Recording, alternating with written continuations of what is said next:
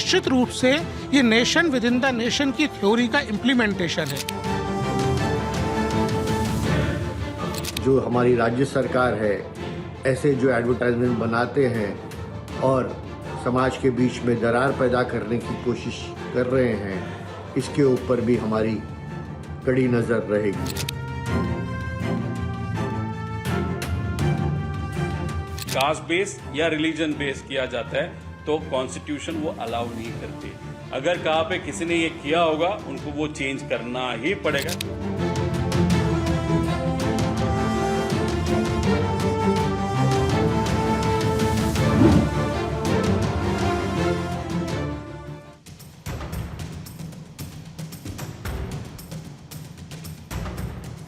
नमस्कार, आप सभी का स्वागत करती हूं भारत 24 पर। मैं हूं आपके साथ पूर्णिमा मिश्रा। शाम के 6 बज चुके हैं और वक्त है दहाड़ का। मुंबई के पास करजत इलाके में प्रस्तावित एक विशेष टाउनशिप प्रोजेक्ट को लेकर एक बड़ा विवाद खड़ा हुआ। यह टाउनशिप हलाल लाइफस्टाइल और केवल मुसलमान समुदाय के लिए होने के दावों के कारण सुर्खियों में है। नेशनल ह्यूमन राइट कमीशन ने महाराष्ट्र सरकार को इसे लेकर एक नोटिस जारी किया। इस पूरे विवाद की वजह है इस टाउनशिप का नाम। आपको यह भी बताऊं कि यह टाउनशिप सिर्फ मुस्लिम समुदाय के लिए हलाल लाइफस्टाइल टाउनशिप के तौर पर प्रमोट की जा रही है। इसके प्रचार के जो पोस्टर है और वीडियो है, इसमें बाकायदा यही स्टाइल तैयार किया गया जो कि धार्मिक आधार पर भेदभाव करने वाला है, धार्मिक असमानता को बढ़ावा देने वाला है। महाराष्ट्र बीजेपी के नेता और साथ ही विधायक अतुल भातखलकर ने सीएम देवेंद्र फडणवीस को एक चिट्ठी लिखी जिसमें लिखा कि हलाल टाउनशिप खतरनाक है समाज के लिए और इस पर कार्रवाई होनी चाहिए। एनएचआरसी के पास शिकायत पहुंची जिसमें कहा गया कि इस तरह से धर्म आधारित रिहायशी कॉलोनी सीधे तौर पर सांप्रदायिकता को बढ़ावा देती है। इसके साथ ही भारतीय संविधान के बराबरी और भेदभाव न करने के सिद्धांत का भी घोर उल्लंघन है। सबसे बड़ी बात यह है कि महाराष्ट्र की सरकार ने इस प्रोजेक्ट को रेरा के तहत मंजूरी दे दी। एनएचआरसी ने शिकायत को गंभीर मानते हुए महाराष्ट्र सरकार के मुख्य सचिव से 2 हफ्ते के भीतर एक्शन टेकन रिपोर्ट मांगी है। साथ ही यह भी निर्देश दिया कि सरकार यह बताए कि किस प्रावधान के तहत रेरा ने इस प्रोजेक्ट को मंजूरी दी। अब कमीशन ने साफ किया कि धर्म के आधार पर ऐसी किसी भी कॉलोनी को लाइसेंस देना देश की संप्रभुता, एकता और अखंडता के खिलाफ है। इस मुद्दे पर आज तमाम मेहमानों से हम चर्चा करेंगे क्योंकि बीजेपी की तरफ से इसे गजवाए हिंद की मानसिकता का हिस्सा बताया गया है। हमारे साथ कांग्रेस का पक्ष और साथ ही उद्धव गुट का पक्ष रखने के साथ साथ हिंदू और मुस्लिम स्कॉलर भी मौजूद रहेंगे। लेकिन उससे पहले जो इस पर प्रतिक्रियाएं आई हैं आपको वो सुनवाएंगे। निश्चित रूप से ये nation with in the nation की थ्योरी का इम्प्लीमेंटेशन है। ये गंभीर किस्म की बीमारी है। हमने चीफ सेक्रेटरी महाराष्ट्र को नोटिस किया है, उनसे पूछा है कि कैसे रेरा ने, कैसे अर्बन डेवलपमेंट डिपार्टमेंट ने इस तरीके के एक्सक्लूसिव नेचर की सोसाइटी बनाने की परमिशन दी है। हमको रिपोर्ट सबमिट करिए। हम ये बिल्डर्स से और डेवलपर से आग्रह करेंगे कि ऐसे जो फिल्म्स है वो तुरंत वापस ले ले, विड्रॉ कर ले। और इसके अलावा जो हमारी राज्य सरकार है, ऐसे जो एडवर्टाइजमेंट बनाते हैं और समाज के बीच में दरार पैदा करने की कोशिश कर रहे हैं, इसके ऊपर भी हमारी कड़ी नज़र रहेगी। तो कोई भी बिल्डिंग का अगर पब्लिसिटी या प्रमोशन वहां पे सिर्फ कास्ट बेस या रिलीजन बेस किया जाता है तो कॉन्स्टिट्यूशन वो अलाउ नहीं करती। अगर कहाँ पे किसी ने ये किया होगा उनको वो चेंज करना ही पड़ेगा। इस तरीके से कोई भी समाज या जाति धर्म के लोग हैं, इस तरह का डिफरेंशिएशन वहां पे नहीं कर सकते, ऐसा हम सबका कहना है। और चर्चा में आगे बढ़ने से पहले आज के सवाल आपके सामने रखती हूं। पहला सवाल जिसके इर्द गिर्द रहेगी चर्चा, हलाल के नाम पर उन्मादी काम पर, सपनों का आशियाना या धर्म का फसाद, कट्टरता का पाठ, ऐसे होगा बच्चों का विकास, मजहबी रोग, संयोग या फिर प्रयोग, विवादों की इमारत, सुकून या शरारत।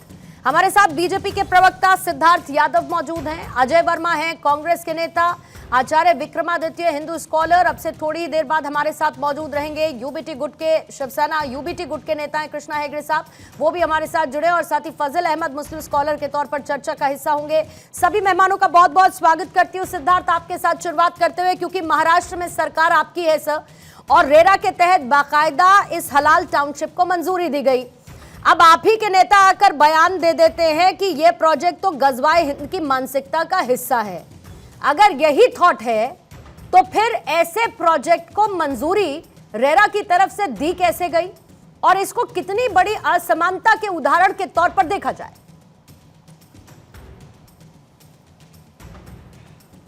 देखिए पूर्णिमा जी, निश्चित तौर पर आपने प्रश्न बिल्कुल ठीक पूछा और यही सरकार अब करेगी भी।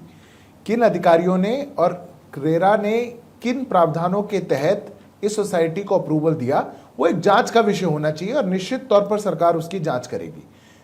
आवेदन करते समय डेवलपर ने क्या कहा, उन्होंने क्या सोसाइटी का नाम रखा, उन्होंने क्या अपने हलफनामे में दिया, क्या उन्होंने डॉक्यूमेंट्स में दिया, ये एक पक्ष है। ये पूरा विवाद तो जो एड उस डेवलपर ने रिलीज किया और अब वो उसको क्या दिखा करके बेचना चाहते हैं, ये उसका पक्ष है। तो जब जांच होगी तो निश्चित तौर पर निकल कर आएगा कि क्या उन्होंने आवेदन के समय में अपने डॉक्यूमेंट्स देते समय इन बातों को छुपाया था, क्या उनकी वास्तविक मंशा शुरुआत से ये थी और आज वो है, ये जांच का विषय सामने आएगा। पर जो इसका मूल विचार है, वो मूल विचार को लेकर के विरोध भारतीय जनता पार्टी या देश का हर नागरिक अपना दर्ज करवाता है। यह देश के संविधान के खिलाफ है, देश में जो राइट टू इक्वालिटी है उसके खिलाफ है। देश के अंदर ऐसी विभाजनकारी मानसिकता रखना कि हम एक ऐसी सोसाइटी बनाएंगे या हम एक ऐसी टाउनशिप बनाएंगे जहां धर्म एक पंथ विशेष के ही लोग रहेंगे और उसको हम मार्केट करेंगे, तो ये जो घेटो बनाने का एक थॉट है, ये जो हलाल के नाम पर देश में बरगलाने का थॉट है, विभाजनकारी थॉट है, इसको देश का ना संविधान, ना देश का लोकतंत्र, ना देश की जनता इसके कतई स्वीकार्य नहीं है, ना ही ये चल सकता। जो लोग इसके समर्थन में उतरे हैं और जो लोग ऐसी विभाजनकारी ताकतों के साथ खड़े होना चाहते हैं, उनको भी गिरेबान में झांकना चाहिए कि संविधान की दुहाई देने वाले लोग, संविधान का नाम लेने वाले लोग क्या वास्तव में संविधान की मूल आत्मा की हत्या करना चाहते हैं? ऐसी टाउनशिप्स का समर्थन करके ये बात उनके विचार नहीं है। सरकार निश्चित तौर पर इसकी जांच करेगी, जो भी लोग दोषी हैं उनको सजा का सामना करना। नहीं, ये बात अच्छी है कि सरकार अब इसकी जांच करेगी, लेकिन पहले सरकार की मॉनिटरिंग से ये कैसे ओझल हो गया पूरा का पूरा सिलसिला। अगर ये ऐड नहीं आता, अगर मंशा क्या है ये पता नहीं चलती, अगर इसमें किबला का जिक्र नहीं होता, अगर इसे लेकर बयानबाजी नहीं होती, अगर ये राजनीति के सेंटर में नहीं आता, तो मुझे लगता है तो फिर सिद्धार्थ इमारत खड़ी हो गई होती। ये तो वही वाली बात हो गई कि घर में चोरी हो गई तो अब चोरी हो गई तो हो गई, लेकिन अब हम ये देखेंगे कि भाई ताला कमजोर था या चोर बड़ा स्मार्ट था। देखिए पूर्णिमा जी, बिल्कुल ठीक कह रहे हैं आप। इमारत खड़ी हो भी गई होती, इमारतें खड़ी हो भी रही हैं, देश में ऐसे हिस्से बनाए भी जा रहे हैं जहां केवल पंथ विशेष के लोग रहेंगे, लेकिन ये जहां पर ये एडवर्टाइजमेंट नहीं होता, जहां ऐसे अप्रूवल नहीं है, आधिकारिक तौर पर नहीं होता, नहीं है, वहां भी ऐसा ये आधिकारिक तौर पर नहीं होता। लेकिन ऐसे, और आप क्योंकि दिल्ली एनसीआर में मैं और आप बहुत अच्छी तरीके से जानते हैं, ऐसे बहुत सारे एरियाज हैं, लेकिन इस तरीके से उसका प्रचार प्रसार नहीं होता। रेरा से ऐसी मंजूरी नहीं मिलती कि सब कुछ ऑन पेपर्स ऑल टाइट है और उसके बाद फिर इस पर बवाल मच रहा है। निश्चित तौर पर पूर्णिमा जी, इसीलिए मैंने कहा कि जब जांच होगी तभी पता चलेगा अप्रूवल के समय में क्या आवेदन दिया गया था, डेवलपर ने अपनी सोसाइटी के ऑब्जेक्टिव्स में क्या लिखा, वो तो सब ब्लैक एंड व्हाइट पे है, पेपर पे है। और मैं एक विश्वास के साथ कह सकता हूं, जो भी अधिकारी रहे होंगे, अगर यह मंशा पूरी पहले जता दी गई होती, यह अप्रूवल कभी नहीं आता। पर फिर भी यह जांच का विषय है, इसलिए इसका विषय यह नहीं है कि किन लोगों ने यह बता करके अप्रूवल ले लिया। जब तक जांच नहीं होगी तब तक इस बात का पता नहीं लगाया जा सकते। पर मैं आपके दर्शकों को दूसरी बात कह रहा हूं, जहां अप्रूवल नहीं है, जहां कहा नहीं जा रहा, जहां ऐड नहीं है, वहां भी देश के अंदर नेशन विद इन नेशन बनाने के जो षड्यंत्र चल रहा है, चिकन नेट को काट दिया जाए, ये इस देश के अंदर कहा जा रहा है, घेटोस बना दिए जाए, ये इस देश के अंदर कहा जा रहा है। ये कौन सी मानसिकता है? अजय जी आपका रिएक्शन देने से पहले, लेकिन साथ ही ये भी बताइए कि भाई आप लोग भी तो धर्मनिरपेक्षता की बात करते हैं। अगर एक ऐसी सोसाइटी को डेवलप किया जाए जिसमें एक धर्म आधारित कम्युनिटी को बढ़ावा दिया जाए या और उसका उसके हिसाब से प्रमोशन किया जाए, तो ये तो सीधे सीधे धर्म के नाम पर असमानता और भेदभाव वाली बात हो गई ना। देखिए पूर्णिमा जी, इस सब के पीछे ना एक क्रोनोलॉजी है, भारतीय जनता पार्टी की एक रणनीति है, समझना पड़ेगा। ये बड़ी सोची समझी षड्यंत्रकारियों की रणनीति है, जो कुछ देश के नकली रक्षक बनते हैं। आप ये सोचिए कि जब वोट चोरी पकड़ी गई और महाराष्ट्र भी, उसमें हमारे नेता राहुल गांधी ने महाराष्ट्र का भी जिक्र करा और अब दूसरा बड़ा जिक्र करने जा रहे हैं, तो अब इनको वो मुद्दा तो था नहीं। तो इसमें जो रेरा एक रेगुलेटरी एक्ट, रेरा जो बड़ा है वो सरकार का ही पार्ट होता है। देश में इनकी 8 इंजन की सरकार महाराष्ट्र में है।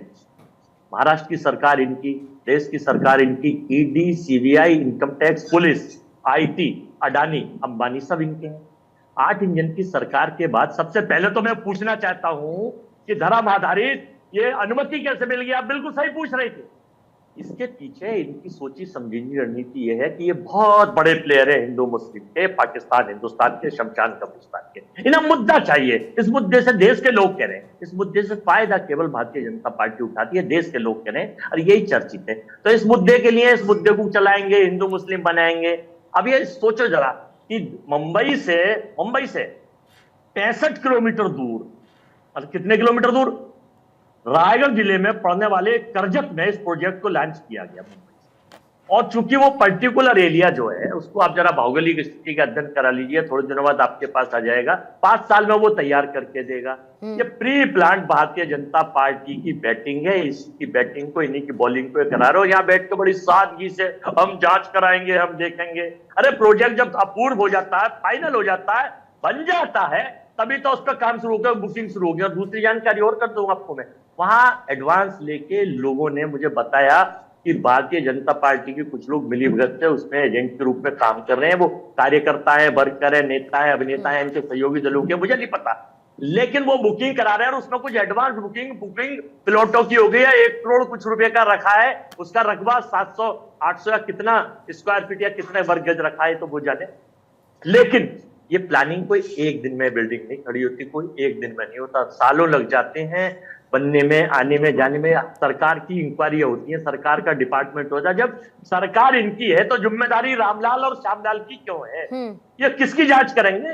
अपनी सरकार की जांच करेंगे? सिवाय इसके कि इनका एक रणनीति है, इनकी एक क्रोनोलॉजी है, इनकी सोची समझी, ये सहयोग नहीं प्रयोग है इनका, जिसे करके इस देश की सोशल फैब्रिक को खत्म करना चाहते हैं। एक नया बीज, और बीज तो बोई दिया 2014 के बाद, उस बीज को पेड़ बनाने के चक्कर में लगे हुए ये देश के लोग कह रहे, चर्चा कर रहे हैं। और आपको पता भी चल जाएगा कुछ समय बाद कि किस तरह से ये बैटिंग कर रहे हैं। तो ये है इनकी चाल चरित्र, चेहरा, असली चेहरा ये है। लेकिन वो तो वही कह रहे हैं ना सर जो आप कह रहे हैं, वो तो वही कह रहे हैं जो आप कह रहे हैं। वो तो कह रहे हैं कि हम इसकी जांच करेंगे।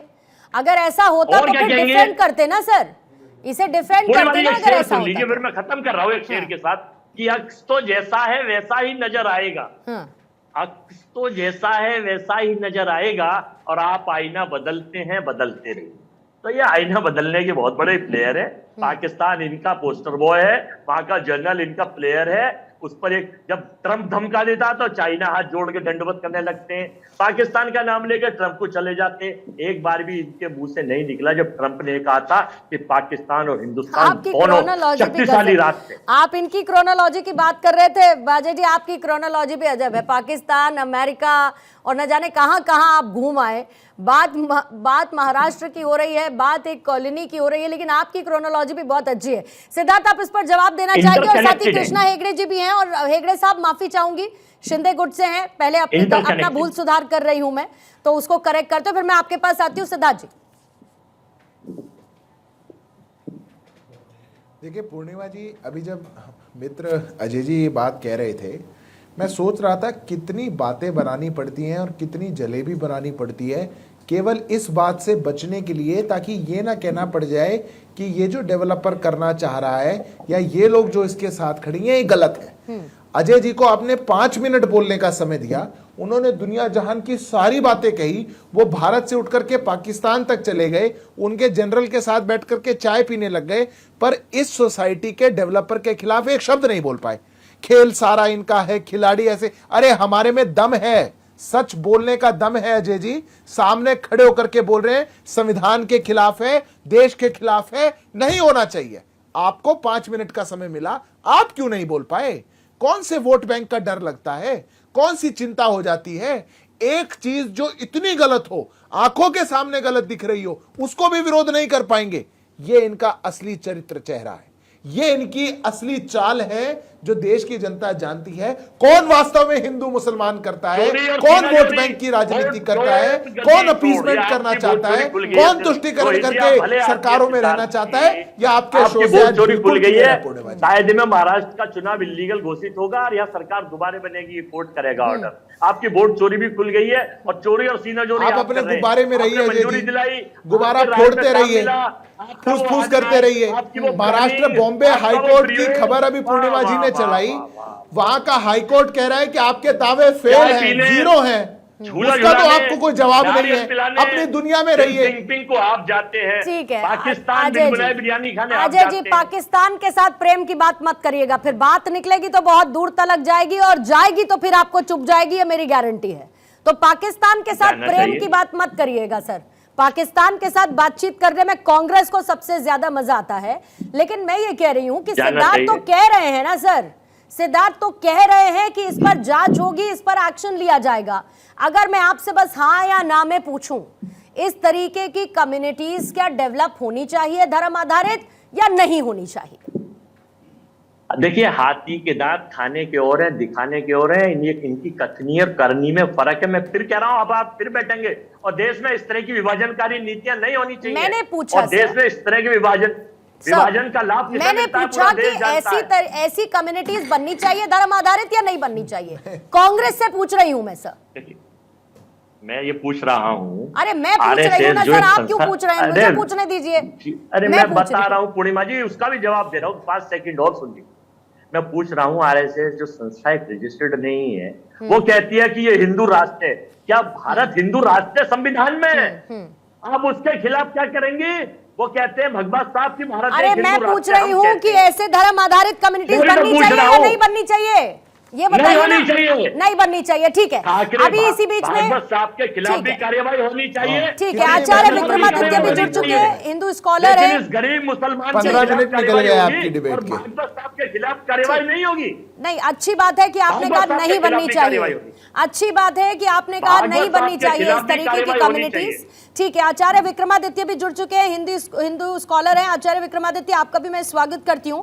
लेकिन इसी बीच में जरा आगे चर्चा को बढ़ाने से पहले एक बार वो जो प्रमोशनल वीडियो जारी किया गया है इस ग्रुप की तरफ से, उसमें क्या बताने की कोशिश की गई है? ये इस बात का जिक्र है, तो क्या धर्म आधारित लोग ही लाइक माइंडेड हो सकते हैं? दूसरे धर्म के लोग, वसुधैव कुटुंबकम की बात फिर भारत में क्यों होती है? हेगड़े साहब, महाराष्ट्र की धरती पर इस तरीके की सोसाइटी को बनने की मंजूरी मिलना, मैं ये क्यों ना कहूं कि ये महाराष्ट्र सरकार की प्रशासनिक नाकामी है? देखिए पूर्णिमा जी, ये जो पॉइंट आउट किया है, ये जो प्रियंक कनुगो जी ने किया है और मैंने किया है, तो उसके बाद ही ये बात सामने आई है। अभी कांग्रेस पार्टी कह रहे हैं कि भाई मुंबई से 100 किलोमीटर दूर एक गांव में एक कॉलोनी बन रहा है और उसमें बीजेपी का षड्यंत्र है। मुझे लगता है कांग्रेस इंटेलेक्चुअली बैंकरप्ट हो चुकी है, क्योंकि क्या वो कह रहे हैं वो पता नहीं उनको। और डायरेक्ट नेरल और करजत से वो पाकिस्तान चले गए आसिम मुनीर जी के पास। तो इनके ऊपर हंसे या क्या करे समझ में नहीं आ रहा है। लेकिन बात यह है कि अगर कोई भी संविधान का उल्लंघन करता है, भारतीय न्याय संहिता का उल्लंघन करता है, तो उसके खिलाफ कानूनी कार्रवाई की जाएगी। इसमें से ये जो प्रोजेक्ट के प्रमोटर्स हैं उन्होंने 3-4 ऐसे फिल्म्स बनाए हैं। 2-3 फिल्म इसमें ठीक है, ये जो फिल्म है ये आपत्तिजनक है। हम उनसे आग्रह करेंगे कि ऐसे जो फिल्म्स है वो विड्रॉ करें, लेकिन अभी तक पिछले 3 दिनों में उन्होंने ये फिल्म्स अभी तक विड्रॉ नहीं किए। उनको पूछना पड़ेगा कि क्यों नहीं किए। दूसरी बात यह है कि ये लोकल जो प्रशासन है उसके दायरे में आता है कि वहाँ का जो करजत का नेरल का पुलिस स्टेशन है वो उनके ऊपर कार्रवाई करे, या फिर जो रेरा है, जो रेरा का प्लान है वो ये है कि कितने बिल्डिंग वहाँ बनेंगे, कितने फ्लोर के बनेंगे, क्या उनके प्लान्स रहेंगे और क्या उनके अप्रूवल रहेंगे, वहाँ पर क्या कौन से प्रोजेक्ट में कौन से टाइप का फिल्म बनकर क्या मार्केटिंग किया गया है, वो रेरा के जुरिडिक्शन में नहीं आता। लेकिन अगर रेरा ने भी इसके ऊपर एक्शन लिया या इस बात को नोटिस में लिया तो मुझे लगता है अच्छी बात होगी। हालांकि हमारे विधायक अतुल बातकलकर हो या दूसरे भी विधायक हैं हमारे पार्टी के, उन्होंने भी सम्माननीय मुख्यमंत्री जी को चिट्ठी लिखा है कि ऐसे जो प्रोजेक्ट है इनका कैंसिलेशन होना चाहिए। और जो इसका इम्पैक्ट ये है कि मीरा रोड में दूसरे 1-2 प्रोजेक्ट जो ऐसे ही इसी तरह से हलाल एनवायरमेंट और सैक्रिफाइसल एनवायरमेंट और कम्युनिटी बेस्ड लिविंग के बारे में बात कर रहे थे, उन्होंने अपने शटर डाउन कर दिए हैं और ऐसे जो प्रमोशन करना उन्होंने बंद कर दिया। ये भी जो प्रोजेक्ट है इसका भी प्रमोशन जल्द से जल्द बंद हो जाएगा, इसकी मैं गारंटी देता हूँ। और आने वाले दिनों में भी ऐसे प्रोजेक्ट्स का कोई अप्रूवल नहीं हो वो हम नहीं कह सकते, क्योंकि ये लोग फिल्म बाद में बनाते हैं। जो इशू ये है कि अभी तक वो जगह पर एक भी फ्लैट बिका नहीं है शायद, ना वहाँ पर कोई कंस्ट्रक्शन एक्टिविटी है, लेकिन ये प्रमोशन इन्होंने गिमिक किया है शायद उनके कम्युनिटी को इंटाइज करने के लिए, या फिर ये जानबूझकर किया होगा कि दो समुदाय के बीच में एक दरार पैदा करे। जो भी है, मुझे नहीं लगता ऐसा कुछ काम करना देना चाहिए नहीं तो उनको। इन पर तो फिर एक्शन के साथ साथ फिर भी एक एग्जाम्पल भी सर सेट होना चाहिए ना, और अगर इनको परमिशन मिली, रेरा की तरफ से मिली, तो फिर रेरा के अधिकारियों पर भी एक्शन होना चाहिए, क्योंकि ये तो सरासर गलत है। और सबसे बड़ी बात तो ये है आचार्य विक्रमादित्य जी कि अगर आज के दिन पर कोई मुस्लिम टाउनशिप बनने के लिए तैयार है, आचार्य विक्रमादित्य जी हैं, कंफर्म कीजिएगा मुझे। ठीक है आचार्य विक्रमादित्य जी, अगर मुस्लिम टाउनशिप बन सकती है तो कल तो फिर मांग उठने लगेगी कि हिंदू टाउनशिप भी बननी चाहिए, जहां पर सिर्फ हिंदू रहें। फिर वहां पर उसको बनाने के लिए एक प्रमोशनल वीडियो जारी होना चाहिए, हिंदू धर्म का प्रचार प्रसार होना चाहिए, फिर उससे भी किसी को कोई समस्या नहीं होगी। जी, आज से 70 साल पहले मुस्लिम राष्ट्र बन चुका है, मुस्लिम राष्ट्र बन चुका है। आप किस किस को बात कर रहे हैं? यहाँ बैठे हुए अभी प्रवक्ता साहब जो थे वर्मा जी, वो बोल रहे थे कि हम तो एकता की बात करते हैं। आपने तो पूरे विश्व के समक्ष एक उदाहरण उपस्थित कर दी, मुस्लिम राष्ट्र बना दिया भाई साहब। आपके मुख से एक बात नहीं निकली। आचार्य जी, मैं आपसे एक रिक्वेस्ट कर सकती हूँ क्या आचार्य जी, क्योंकि आप शायद गाड़ी में हैं, मैं अगर आपसे रिक्वेस्ट कर सकूं कि अगर थोड़ी देर के लिए आप गाड़ी साइड में पार्क करके बात कर सके तो थोड़ा नेटवर्क का इशू कम होगा सर, और आप जो कह रहे हैं वो क्लियरली समझ में भी आएगा, अगर पॉसिबल हो। ठीक है, आचार्य जी के पास एक बार फिर से जाएंगे, उनकी बात को पूरा सुनेंगे। फजल अहमद साहब, आपको क्या लगता है इस टाउनशिप को बनाने, इस टाउनशिप का इस तरीके से प्रमोशन करने का मकसद क्या है? लाइक माइंडेड लोगों की बात, सो कॉल्ड मुस्लिमों की रक्षा, सुरक्षा, एक साथ उनका जुड़ना, यही है, या फिर कोई आप इसको एक मार्केटिंग गिमिक के तौर पर देखते हैं? मतलब आप एग्री करते, डिसएग्री करते, होना चाहिए कि नहीं होना चाहिए? देखिए पूर्णिमा जी, ये कोई बहुत बड़ी बात नहीं है जितना तरीके से बीजेपी इसको उठा रही है।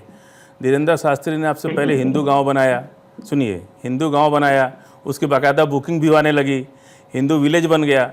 और आज़ादी के बाद से इस देश में बनारस हिंदू यूनिवर्सिटी, अलीगढ़ मुस्लिम यूनिवर्सिटी पहले से चला आ रहा है।